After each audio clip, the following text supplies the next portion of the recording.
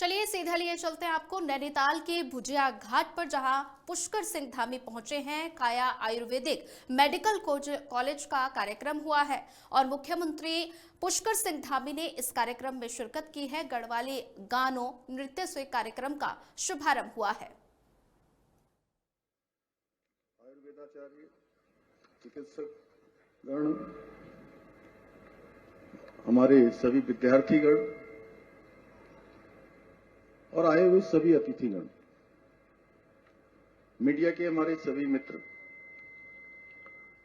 सभी जनप्रतिनिधिगण, मैं आज के इस अवसर पर श्री अशोक पाल जी को और पूरे ग्रुप को, पाल ग्रुप ऑफ जो हमारा काम करता है, उन सबको अपनी तरफ से बहुत बधाई देता हूं, बहुत शुभकामनाएं देता हूं कि एक शानदार काम यहां पर शुरू हुआ है। और आज उनके पूज्य पिताजी स्वर्गीय रमेश पाल जी का भी मैं भावपूर्ण स्मरण करता हूं कि उनसे हमारे बहुत नजदीकी संबंध थे और उसके सूत्रधार हमेशा श्याम अग्रवाल जी हुआ करते थे। और मैं आज से लगभग 25 वर्ष पूर्व की बात मुझे ध्यान में आ रही है कि देहरादून के मीडो ग्रैंड होटल में रुकते थे और मैं अक्सर इनसे वहां भेंट करने जाया करता था।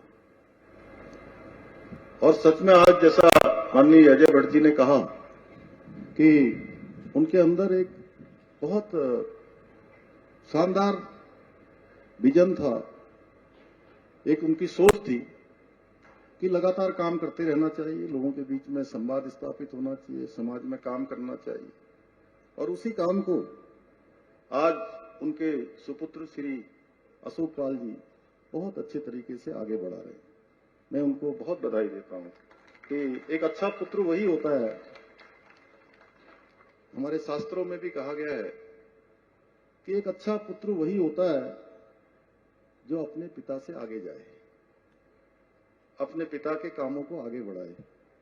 और वो सशरीर आज भले ही हमारे बीच में नहीं है, लेकिन अशोक, मैं ये कह सकता हूं कि वो जहां भी होंगे वहां से देखकर उनकी आत्मा बहुत प्रसन्न हो रही होगी और वो आप जैसे पुत्र को पाकर सच में बहुत प्रसन्न होंगे और वहां से अपना आशीर्वाद दे रहे होंगे। साथ ही में आज पीजीआई कॉन 2025 इस कॉन्क्लेव में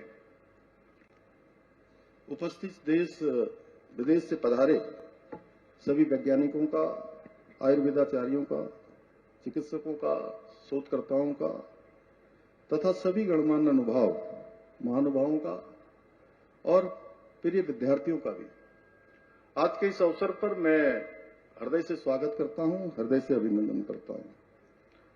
ये मेरे लिए बहुत हर्ष का विषय है कि मुझे आज आप सभी मानव उत्थान के लिए काम करने वाले, इस क्षेत्र में काम करने वाले सभी देवदूतों के बीच में आज उपस्थित होने का शुभ अवसर प्राप्त हुआ है। मुझे बताया गया कि पाल ग्रुप ऑफ इंस्टीट्यूशन द्वारा आयोजित इस 3 दिवसीय पीजीआई कॉन 2025 सम्मेलन में एम्स तथा WHO CCEAT के सहयोग से आयुर्वेद, आधुनिक चिकित्सा विज्ञान और समन्वित चिकित्सा के क्षेत्र में कई महत्वपूर्ण विषयों पर यहां पर गहन विचार विमर्श, चिंतन मंथन किया जाएगा, आपस में संवाद किया जाएगा। मुझे पूरा विश्वास है कि इस अभिनव पहल से भारतीय चिकित्सा परंपरा के मूल सिद्धांत सर्वे भवन्तु सुखिनः, सर्वे सन्तु निरामया को साकार करने की दिशा में प्रेरणादायी कदम सिद्ध होगी। हमारे ऋषि मुनियों ने सदियों पूर्व ही स्वास्थ्य को केवल रोग मुक्ति नहीं बल्कि शारीरिक, मानसिक और आध्यात्मिक संतुलन की अवस्था माना था। आयुर्वेद का भी यही प्रयोजन है, जिसमें कहा गया है स्वस्थस्य स्वास्थ्य रक्षणम आतुरस्यम विकार प्रशमनम, अर्थात स्वस्थ व्यक्ति का स्वास्थ्य बनाए रखना और रोगी के रोगों का निवारण करना ही चिकित्सा का उद्देश्य है। मेरा मानना है कि इस सम्मेलन में होने वाला सार्थक संवाद ऋषिकेश इंटरनेशनल स्कूल में पुष्प टेक हॉल का उद्घाटन हुआ, जिसके मुख्य अतिथि के रूप में मुख्यमंत्री पुष्कर सिंह धामी शामिल हुए और हॉल का शुभारंभ किया गया। मुख्यमंत्री पुष्कर सिंह धामी वार्षिक उत्सव समारोह में शामिल हुए, जहां विद्यार्थियों ने नृत्य करके सांस्कृतिक कार्यक्रम का शुभारंभ किया। बच्चों की प्रतिभा देखकर मुख्यमंत्री ने उन्हें प्रोत्साहित भी किया और उनको उज्जवल भविष्य की शुभकामनाएं दी।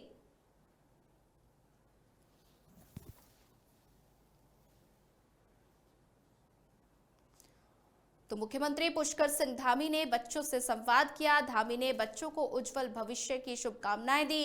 तो ये तस्वीरें ऋषिकेश से है, जहां पर विद्यार्थियों के नृत्य कर जीता दर्शकों का दिल और पुष्कर सिंह धामी ने बच्चों के उज्जवल भविष्य की कामना की है।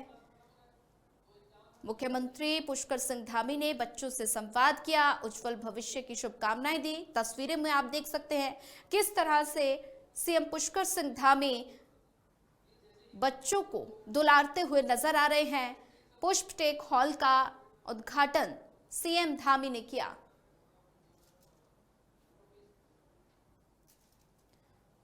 और सांस्कृतिक कार्यक्रम का शुभारंभ किया गया। तस्वीरें ऋषिकेश से हैं, जहां पर पुष्कर सिंह धामी ने बच्चों से संवाद किया है और पुष्प गुच्छ देकर बच्चों को प्यार से दुलारा। तस्वीरें आप देख सकते हैं, जहां पर पुष्कर सिंह धामी बच्चों को दुलारते हुए नजर आए। पुष्प टेक हॉल का सीएम पुष्कर सिंह धामी ने उद्घाटन किया। विद्यार्थियों ने नृत्य कर दर्शकों का दिल जीत लिया और ऋषिकेश में सांस्कृतिक कार्यक्रम का सीएम पुष्कर सिंह धामी ने शुभारंभ किया है और साथ ही पुष्कर सिंह धामी के साथ कई अधिकारीगण भी मौजूद नजर आ रहे हैं। इस दौरान सीएम पुष्कर सिंह धामी ने बच्चों को प्यार से दुलारा, पुष्पगुच्छ दिए।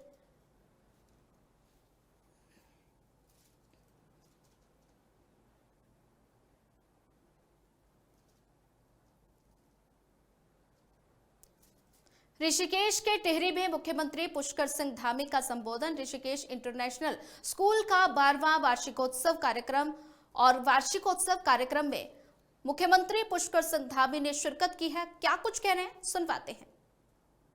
औषधियों की भूमि है, ऋषि मुनियों की भूमि है और प्राचीन काल से आयुर्वेद और औषधियों की संपदा की ये प्रज्ञा भूमि रही है। हमारे पर्वतीय अंचलों में पाए जाने वाली औषधियां, जड़ी बूटियों ने आयुर्वेद को आरोग्य के आधारभूत तत्वों के रूप में स्थापित करने में अपनी बहुत महत्वपूर्ण भूमिका निभाई है। इसलिए इस प्रकार का आयोजन हमारे प्रदेश के लिए भी अत्यंत महत्वपूर्ण है। आज में वैसे बहुत सारे पहले से कार्यक्रम लगे हुए थे, लेकिन चूंकि इतना महत्वपूर्ण कार्यक्रम था और मुझे लगा कि भले ही कम समय के लिए जाऊं, लेकिन इस आयोजन में आकर जरूर आप सबके बीच में सम्मिलित हूं, जिससे कि हमारे प्रदेश को आयुर्वेद के क्षेत्र में भी आगे बढ़ने के लिए और हमारे प्रधानमंत्री जी ने अभी 3 दिन पहले 4 दिन पहले 9 नवंबर को जिस प्रकार से हम सब प्रदेशवासियों को संबोधित करते हुए आयुर्वेद की महत्ता के बारे में, इसका कितना हमारे राज्य में एक पोटेंशियल है, किस प्रकार से हम इसको राज्य की समृद्धि के लिए उपयोग में ला सकते हैं, बहुत भली भांति उन्होंने बताया है। और निश्चित रूप से आज का ये कार्यक्रम, आज का ये सम्मेलन इस दिशा में हमको बहुत आगे बढ़ाने का काम करेगा।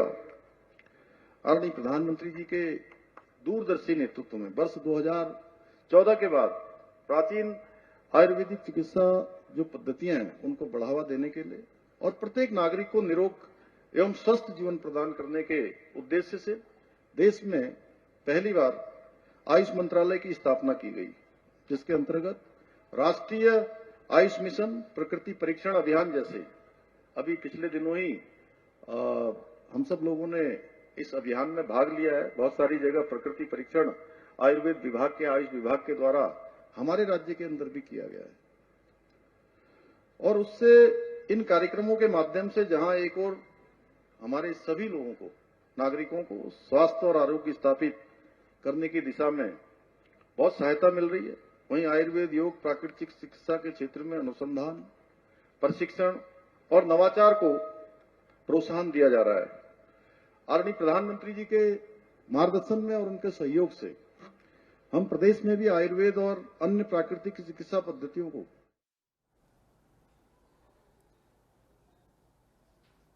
चलिए रुक करते हैं अगली खबर का। हरिद्वार के कनखल थाना क्षेत्र के जगजीतपुर फुटबॉल ग्राउंड में अज्ञात हमलावरों ने ताबड़तोड़ फायरिंग कर दी और गोली लगने से युवक गंभीर रूप से घायल हो गया।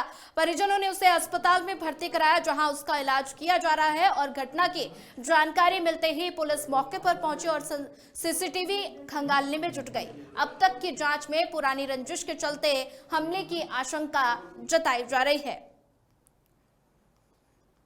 कनकल क्षेत्र में गोली कांड की वारदात हुई है। अज्ञात हमलावरों की ताबड़तोड़ फायरिंग। तो अस्पताल में युवक का इलाज फिलहाल जारी है और पुलिस पूरे मामले की जांच में जुटी है। तो पुरानी रंजिश के चलते हमले की आशंका जताई जा रही है। युवक पर ताबड़तोड़ फायरिंग की गई। अस्पताल में युवक का इलाज जारी है। तो पुरानी रंजिश के चलते हमले की आशंका जताई जा रही है। ये पूरा मामला हरिद्वार से सामने आया है, जहां पर एक युवक पर ताबड़तोड़ फायरिंग की गई। कनखल क्षेत्र का ये पूरा मामला, जहां अज्ञात हमलावरों ने युवक पर ताबड़तोड़ फायरिंग की है और फिलहाल युवक का इलाज अस्पताल में जारी है। और ये पूरा मामला हरिद्वार के कनखल क्षेत्र का बताया जा रहा है, जहां पर पुरानी रंजिश के चलते हमले की आशंका जताई जा रही है। फिलहाल पुलिस प्रशासन इस पूरे मामले की जांच में जुटा है। तो पुरानी रंजिश के चलते युवक पर ताबड़तोड़ फायरिंग की गई। कनखल क्षेत्र में युवक पर फायरिंग की गई है और फिलहाल युवक का इलाज जारी है। और अज्ञात हमलावरों ने फायरिंग की वारदात को अंजाम दिया और वहीं आशंका जताई जा रही है कि पुरानी रंजिश के चलते युवक पर फायरिंग की गई है।